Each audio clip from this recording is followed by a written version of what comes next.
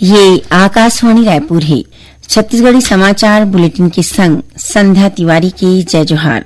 अब सुनो आज के प्रमुख समाचार। मुख्यमंत्री विष्णुदेव साय के पगरैती में आज रायपुर में हुए राज्य मंत्रिमंडल की बैठक में कतको महत्वपूर्ण फैसला लेगिस। केंद्र सरकार ये बछर 15 अगस्त ले 3,000 रुपया के कीमत वाले फास्ट टैग आधारित सालाना पास की कही शुरुआत और दक्षिण पश्चिम मानसून आज पूरा छत्तीसगढ़ में सक्रिय। काली प्रदेश में कतको जगह में हल्का ले मध्यम वर्षा होए के संभावना। अब समाचार विस्तार ले। मुख्यमंत्री विष्णुदेव साय के पगरैती में आज रायपुर में राज्य मंत्रिमंडल की बैठक हुई। बैठक में मंत्रिपरिषद अनुसूचित जनजाति और अनुसूचित जाति सूची में तकनीकी कारण ले शामिल होए वंचित जाति मन ला मिलैया सुविधा के बारे में महत्वपूर्ण फैसला ले है। एकर मुताबिक डिहारी, कोरवा, बघेल, छतरी, संसारी, उड़ाव और पविया समाज के विद्यार्थी मन ला अनुसूचित जनजाति के समान और डोमरा जाति के विद्यार्थी मन ला अनुसूचित जाति के समान राज्य मदले छात्रवृत्ति दे जाए और छात्रावास आश्रम में मंजूर सीट के अधीन में प्रवेश दे जाए के सुविधा दे के मंजूरी दे गे है। उन्हें मंत्रिपरिषद नक्सली हिंसा में शहीद पुलिस सेवक के प्रकरण में उखर परिवार के कोनो भी पात्र सदस्य ला विकल्प के आधार में पुलिस विभाग के संगे संग कोनो भी आने विभाग में राज्य के कोनो भी जिला और संभाग में अनुकंपा नियुक्ति दे के फैसला ले है। एक आने फैसला में मंत्रिपरिषद प्रधानमंत्री सूर्य घर मुफ्त बिजली योजना में घर के छत में सोलर रूफटॉप संयंत्र लगाए में उपभोक्ता मन ला वित्तीय सहायता दे के निर्णय घलोले है। उन्हें राज्य में वन्य जीव खासकर बाघ के संरक्षण और इको पर्यटन ला बढ़ावा देबर छत्तीसगढ़ टाइगर फाउंडेशन सोसाइटी के गठन करे जाही। ये सोसाइटी वन्य प्राणी संरक्षण अधिनियम 1972 के तहत काम करही। बैठक में उद्यानिकी महाविद्यालय की स्थापना पर बेमेतरा जिला के बेलगांव में 100 एकड़ भूमि उद्यानिकी विभाग ला निःशुल्क प्रदान करे के निर्णय ले गए है। मंत्रिपरिषद की बैठक में Vivekananda institute of social health welfare और सेवा ला नारायणपुर स्थित रामकृष्ण मिशन आश्रम में मर्ज करे के अनुमोदन करे गए है। उन्हें जसपुर जिला में जस प्योर ब्रांड के तहत महिला स्व सहायता समूह डहार ले तैयार करे जावत हर्बल और महुआ चाय जैसन उत्पाद ला बाजार में उपलब्ध कराए बर राज्य शासन और CSIDC ला दे के प्रस्ताव के अनुमोदन करेगिस। एकर संगे संग राज्य में गौण खनिज के सुव्यवस्थित अन्वेषण, पूर्वेक्षण और अधोसंरचना के विकास पर स्टेट मिनरल एक्सप्लोरेशन ट्रस्ट के गठन की अधिसूचना के प्रारूप के अनुमोदन घलो करेगिस। केंद्र सरकार ये बछर 15 अगस्त ले 3,000 रुपया की कीमत वाले फास्ट टैग आधारित सालाना पास की शुरुआत करही। एखर ले देश भर में राष्ट्रीय राजमार्ग में सुघ्घर यात्रा संभव होही। ये सालाना पास लागू होए के तारीख ले 1 बछर या ज्यादा ले ज्यादा 200 यात्रा बर वैध होही। केंद्रीय सड़क परिवहन और राजमार्ग मंत्री Nitin Gadkari social media post में एकर जानकारी दी। ये पास विशेष रूप ले गैर व्यावसायिक निजी वाहन जैसन कार, जीप और वैन बर तैयार करे गए है। सुकमा जिला के सीमा ले लगे आंध्र प्रदेश के मारेडपल्ली के जंगल में सुरक्षा बल और माओवादी मन के बीच मुठभेड़ हुए है। आंध्र प्रदेश के अल्लूरी सीताराम जिला के पुलिस अधीक्षक अमित बरदार ये मुठभेड़ की पुष्टि करे है। ये मुठभेड़ में माओवादी के सेंट्रल कमेटी के सदस्य गजराला रवि और चलपति के पत्नी समेत और माओवादी मन के मारे जाए के खबर है। ओती बीजापुर जिला में माओवादी मन एक जिन छात्र समेत 3 ग्रामीण की हत्या कर दी। उन्हें 7 जिन गांव वाले मन संग मारपीट करके ओमला घायल अवस्था में छोड़ दे है। पुलिस के मुताबिक माओवादी मन काली संझा 12 जिन गांव वाले मन ला अगवा कर ले रही, जेमाले आत्मसमर्पित नक्सली नेता के परिवार के 3 सदस्य की गला घोंट के हत्या कर दी। पुलिस मामला की जांच शुरू कर दी है। छत्तीसगढ़ी समाचार बुलेटिन आप मन आकाशवाणी रायपुर ले सुनत हो। छत्तीसगढ़ के खबर ले है आपके वास्ता और खबर के विश्वसनीयता ले है हमार वास्ता।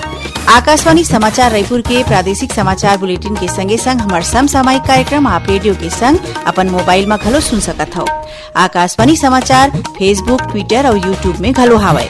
हमार फेसबुक पेज हरे Chhattisgarh news on AIR, Twitter handle CGAIR news और हमार यूट्यूब चैनल हरे Chhattisgarh AIR news.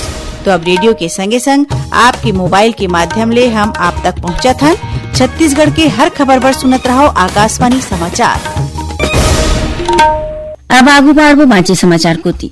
Bharatiya Janata party के विधायक दल की बैठक आज रायपुर के प्रदेश भाजपा कार्यालय कुशाभाऊ ठाकरे परिसर में हुई।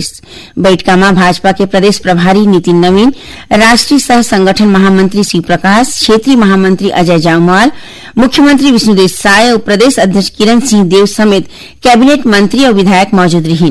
बैठक में मोदी सरकार के 11 बछर पूरा होए के मौका में पार्टी ढाले चलाए जावत अभियान और कार्यक्रम के रूपरेखा तय करेगी। बैठक के बाद पत्रकार मन ले गोट बात करत उप मुख्यमंत्री अरुण साव बताइन कि प्रदेश में 29 जून तक आने कार्यक्रम राखे जाही। ये दौरान केंद्र सरकार के योजना और उपलब्धि ला जनता तक पहुंचाए जाही। उमन बताइन कि अंतर्राष्ट्रीय योग दिवस के मौका में 21 जून के बड़का पैमाना में योग के कार्यक्रम राखे जाही। उन्हें 23 जून के जनसंघ के संस्थापक डॉक्टर श्यामा प्रसाद मुखर्जी के पुण्यतिथि ला बलिदान दिवस के रूप में मनाए जाही। यही दिन एक पेड़ मां के नाम अभियान के तहत वृक्षारोपण घलो करे जाही। श्री साव बताइए कि 25 जून के आपातकाल दिवस के रूप में आने कार्यक्रम राखे जाही। उन्हें 29 जून के प्रधानमंत्री नरेंद्र मोदी के मन की बात कार्यक्रम ला हरेक बूथ स्तर तक सुने की व्यवस्था करे जाही। छत्तीसगढ़ व्यावसायिक परीक्षा मंडल व्यापम ढाले जल संसाधन विभाग के अंतर्गत उप अभियंता सिविल और उप अभियंता विद्युत यांत्रिकी के पद के भर्ती पर ऑनलाइन आवेदन मंगाए गए हैं। इच्छुक अभ्यर्थी 20 जून तक ऑनलाइन आवेदन कर सकत है। परीक्षा की तारीख 20 जुलाई निर्धारित करेगी है। राज्यपाल रमेन डेका अपन बीजापुर प्रवास के दौरान आज सेंट्रल लाइब्रेरी के अवलोकन करीन। ये दौरान उमन कंप्यूटर के प्रशिक्षण लेवत लइका मन ले गोट बात करके प्रशिक्षण के बारे में जानकारी लेन। ये मौका में राज्यपाल कही कि आज के युग में कंप्यूटर सबो क्षेत्र पर जरूरी हवय। राज्यपाल लाइब्रेरी में राखे गए माइंड गेम और VR सेट के घलो अवलोकन करीन। अपन बीजापुर प्रवास के दौरान राज्यपाल एक पेड़ मां के नाम अभियान के तहत कलेक्टरेट परिसर में वृक्षारोपण करीन। ए मौका में ओमन जम्मो अधिकारी मन ला एक पेड़ लगाए और ओकर समुचित देखरेख करे के संगे संग लोगन मन ला घलो एक पेड़ लगाए बर प्रेरित करे बर कही। अब मौसम के हाल। दक्षिण पश्चिम मानसून आज पूरा छत्तीसगढ़ में सक्रिय हो गए है। मौसम विभाग के मुताबिक एक ऊपरी हवा के चक्रवाती घेरा करीबन 8 किलोमीटर ऊंचाई तक बने हैं। उन्हें एक पश्चिमी विक्षोभ उत्तर दिशा में स्थित है। एकर प्रभाव ले काली 19 जून के प्रदेश में कतको जगह में हल्का ले मध्यम वर्षा होए और गरज चमक के संग सीटी साटर पानी गिरे के संभावना है। उन्हें एक भी जगह में हवा गरेर चले और गाज गिर सकत है। वर्षा के क्षेत्र मुख्य रूप ले उत्तर और मध्य छत्तीसगढ़ में रहे के संभावना है। अब थोड़की समाचार सार में। छत्तीसगढ़ व्यावसायिक परीक्षा मंडल व्यापम ढाले नगर सेना में महिला और पुरुष नगर सैनिक के भर्ती पर 22 जून की परीक्षा आयोजित करी जाही। एक बार प्रवेश पत्र जारी कर देगी है। प्रदेश में कोरोना वायरस के संक्रमण दर 7% के करीब पहुंच गई है। अब तक 1900 सैंपल के जांच में 131 कोरोना संक्रमित मरीज मिले हैं।